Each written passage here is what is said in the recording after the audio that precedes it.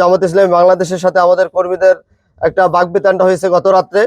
ইতিমধ্যে আজকে সকালবেলায় আমাদের এই কার্যালয়টা আগুন ধরিয়ে দিয়েছে এবং আমাদের কার্যালয়ে সমস্ত কিছু পড়িয়ে গেছে। যে আমরা এখন হাত পাখার ভোট চাচ্ছি, আমরা জামাতের ভোট নাকি কেটে নিচ্ছি, এই ধরনের বক্তব্য তারা আমাদের কাছে দেয়।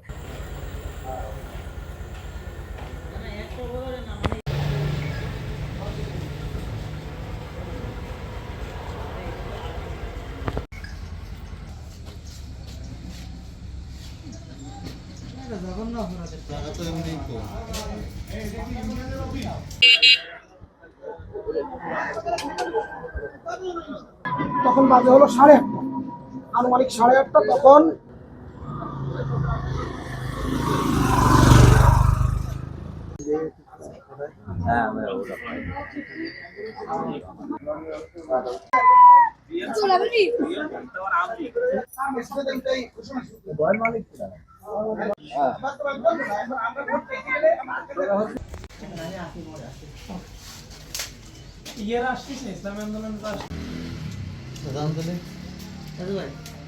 ওয়ালটন বিএলডিসি ফ্যান খরচ বাঁচে 65% পর্যন্ত। ওয়ালটন বিএলডিসি ফ্যান ছড়ায় স্বস্তির সবুজ হাওয়া।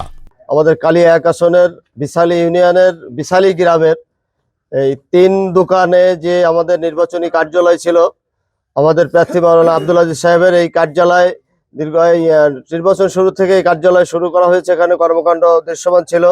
জাতি আশা করছিল একটা সুন্দর নির্বাচন, কিন্তু এই এলাকার মানুষ, বিশেষ করে জামাত ইসলামী বাংলাদেশের সাথে আমাদের কর্মীদের একটা বাকবিতণ্ডা হয়েছে গত রাত্রে। ইতিমধ্যে আজকে সকালবেলায় আমাদের এই কার্যালয়টা আগুন ধরিয়ে দিয়েছে এবং আমাদের কার্যালয়ে সমস্ত কিছু পড়িয়ে গেছে।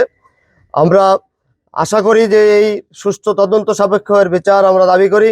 যে আমাদের অফিসে কি করেছে তারা, গত রাত্রেবেলা আমরা এলাকায় এলাকায় গিয়ে মানুষের দ্বারা দ্বারা দিয়ে গিয়ে আমরা হাত পাখার ভোট চাচ্ছিলাম।